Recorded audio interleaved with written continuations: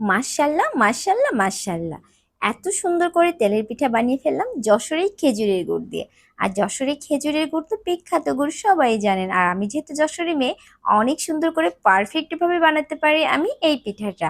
আর এই পিঠাটা এত মজার হয় খেতে, যেমন নরম তেমন মচমচা। আসসালামু আলাইকুম।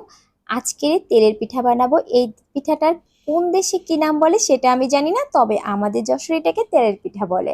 আরেকটা বিষয় হচ্ছে কি জানেন, যশোরের খেজুরের গুড় তো অনেক বিখ্যাত, আর এটা দিয়ে যদি ফুলকো ফুলকো তেলের পিঠা হয় কেমন হয় বলেন তো। কিন্তু হ্যাঁ, এই পিঠাটা আমি একটু ভালো বানাতে পারি, পারফেক্ট ভাবে বানাতে না পারলেও তবে চেষ্টা করি, খুবই মজার হয়। কিছু কিছু জিনিস আমি শিখেছি, হ্যাঁ, তবে সবাই বলে ভালো হয়। আমি জানি না কেমন হয়, তবে আপনারা যদি আমার এই ভিডিওটা ফলো করেন তাহলে সত্যি অনেক অনেক সুন্দর করে বানাতে পারবেন। হ্যাঁ, সবাই কিন্তু বলে আমার পিঠাটা অনেক মজার হয় খেতে। তো যাই হোক, প্রথম কিন্তু দেখছেন খেজুরের গুড়ের কেরামতি, খেজুরের গুড় কিন্তু আমি বের করে রেখেছি।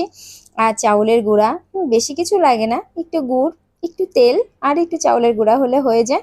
আর দেখেন আমি কিন্তু গুঁড়ার ভিতরে মানে গুড়টা কিন্তু আগে জাল করে নিতে হয়। হ্যাঁ, মানে গুড়টা যখন চুলাতে দিবেন তখন একটু পানি দিয়ে জাল করে তারপরে কুসুম কুসুম ঠান্ডা করে নিতে হবে, নিয়ে তারপরে আপনার চাউলের গুঁড়ার ভিতরে দিতে হবে।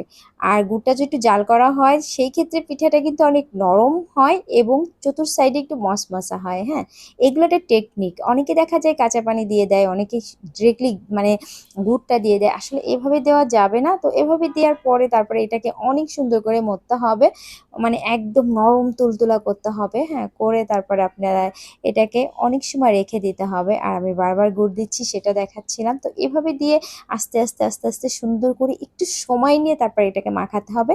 দেখেন আমার কিন্তু মাখানো হয়ে গেছে, আর আমি কত সুন্দর করে মাখিয়েছি। তবে কেউ যদি একটু লবণ দিতে চান দিবেন মিষ্টিতে, অনেকে কিন্তু মিষ্টিতে লবণ খায় না, যেমন আমি একজন। আমি বাবা এই দিক থেকে একদম ঢঙ্গু আছি, মিষ্টির ভিতরে করে লবণ দিব না, যথেষ্ট যতটুকু মিষ্টি দেবো। লবণ দিলে আমার বেশি মিষ্টি লাগে। তো যাই হোক, আমরা চলে এসেছি চুলাতে, গোলানো হয়ে গিয়েছে। এবার একটা কেরামতি দেখবেন, মানে আমি কি বলবো, আমার এক একটা কেরামতি যদি আপনারা দেখেন তাহলে আশ্চর্য হয়ে যাবেন। তো আমি একসঙ্গে 4-5টা পিঠা ভাজি, বাবা এত ধৈর্য নাই দাঁড়ায় থেকে একটা একটা ভাজবো, বুঝছেন। এবং অনেক সময় চুলার পাশে দাঁড়ায় থাকার ধৈর্যটাও আমার নাই। তো যাই হোক, দেখেন কত সুন্দর করে ফুলতেছে, কি ঠিক না বলেন? আমি কিন্তু এত সময় আপনাদের কাছে মনে হয়েছে আমি নিজের ঢোল নিজে পেটাই, কি ঠিক না? আসলে কিন্তু আমি একদমই নিজের ঢোল নিজে পিটাই না, বুঝছেন, কারণ আমি জানি আমি কি পারি না পারি। ঠিক আছে, তো সেটা নিয়ে আমি অবশ্যই কথা বলবো। দেখেন কি সুন্দর করে ফুলতেছে। হ্যাঁ, নিজের পিঠা দেখে নিজেই খুশি লাগে, যখন পিঠা ফুলে বা কেউ খেয়ে বলে ও মজা হয়েছে। সত্যি নিজের ভিতরে এত ভালো লাগে, একবার বানিয়ে দেখবেন, সত্যি অনেক ভালো লাগে। তো আমি যখন পিঠাটা বানাই আর কেউ আমাকে প্রশংসা করে, মনে হয় আমি উড়ে যাচ্ছি। হ্যাঁ, এর জন্য তো আমি ফার্স্ট টাইম দেখেন নাই ভিডিওর ভিতরে নিজের ঢোল নিজেই পেটাচ্ছি, কারণ আমি পারি, তো আমি তো জানি আমার হবে, আমার দ্বারা হবে না সেটা জানি না।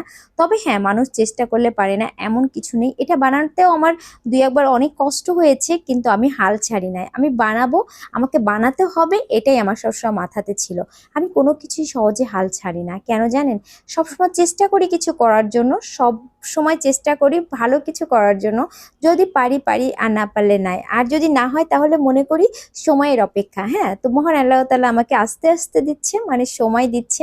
তো যাই হোক, দেখেন বানিয়ে ফেলেছি, কেক খুব লোভনীয় দেখাচ্ছে না বলেন?